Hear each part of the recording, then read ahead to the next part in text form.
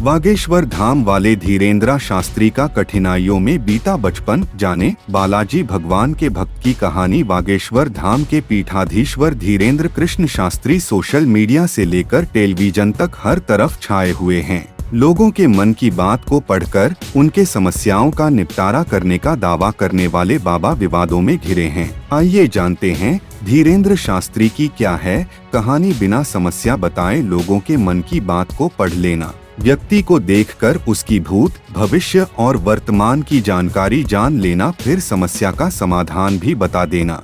आधुनिक दुनिया में यह चमत्कार बाबा बागेश्वर धाम के नाम से मशहूर धीरेन्द्र कृष्ण शास्त्री करने का दावा करते हैं। इंसान की समस्याओं को उससे बिना पूछे धीरेन्द्र कृष्ण शास्त्री कागज पर लिख देते हैं और बिना बताए ही लोगों के मन की बात भी जान लेते हैं। यह दावा लाखों की संख्या में मौजूद धीरेन्द्र कृष्ण शास्त्री के भक्त करते आए हैं। बिना पूछे लोगों की परेशानियों जानने का दावा करते हैं बाबा। आज के समय मध्य प्रदेश में मौजूद बागेश्वर धाम के पीठाधीश्वर धीरेन्द्र कृष्ण शास्त्री सोशल मीडिया से लेकर टेलीविजन तक हर तरफ छाए हुए हैं। भक्तों की माने तो गुरुजी पर भगवान हनुमान जी की असीम कृपा है। दिव्य दरबार में भगवान हनुमान जी और दिव्य शक्तियों उनको प्रेरणा देती है। मौजूदा वक्त में लाखों लोग देश विदेश से बागेश्वर धाम आ रहे हैं। यह बालाजी को समर्पित भगवान का मंदिर है। इस मंदिर के पीछे धीरेन्द्र कृष्ण शास्त्री के दादा सेतुलाल गर्ग सन्यासी बाबा की समाधि है। इस जगह पर धीरेन्द्र गर्ग भी भागवत कथा का कई बार आयोजन कर चुके हैं। इसके बाद यह मंदिर बागेश्वर धाम के नाम से प्रसिद्ध हो गया। आज के समय लोग अपनी जिंदगी से जुड़ी परेशानियों से छुटकारा पाने के लिए बागेश्वर धाम आते हैं और बाबा उन्हें उनकी परेशानियों से निजात दिलाने का दावा करते हैं। गरीबी में गुजारा बाबा ने अपना बचपन।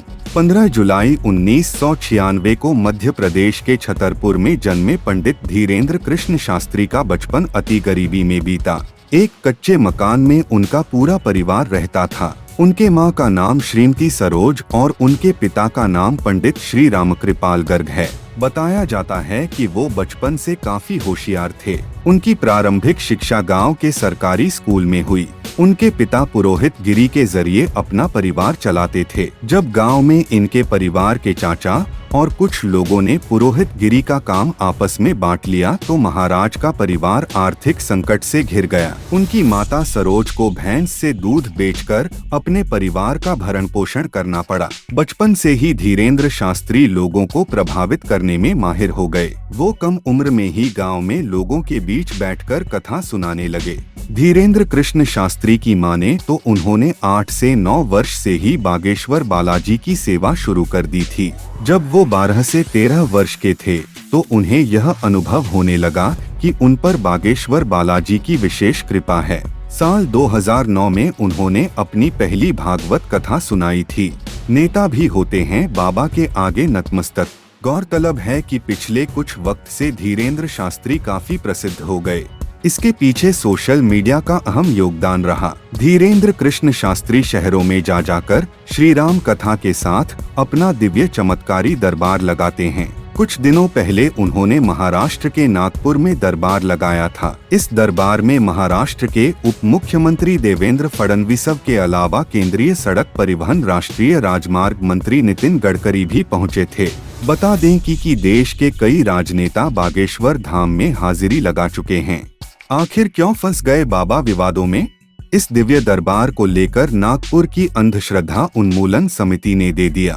समिति के संस्थापक श्याम मानव अपने द्वारा दूसरे कमरे में रखी गई 10 वस्तुओं की जानकारी देने का चैलेंज और उसके पूरा होने पर 30 लाख रुपए दिए जाने का चैलेंज दिया गया।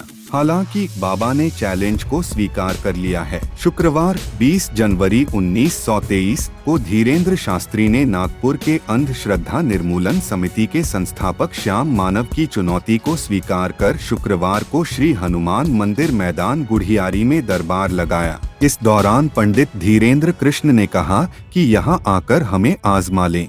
दरअसल अंधश्रद्धा उन्मूलन समिति ने धीरेन्द्र शास्त्री पर जादूटोना और अंधश्रद्धा फैलाने का आरोप लगाया है। समिति के अध्यक्ष श्याम मानव ने कहा कि दिव्य दरबार और प्रेत दरबार की आड़ में बाबा जादू टोना को बढ़ावा दे रहे हैं। इसके अलावा धर्म के नाम पर आम लोगों को लूटने, धोखाधड़ी और शोषण भी किया जा रहा है।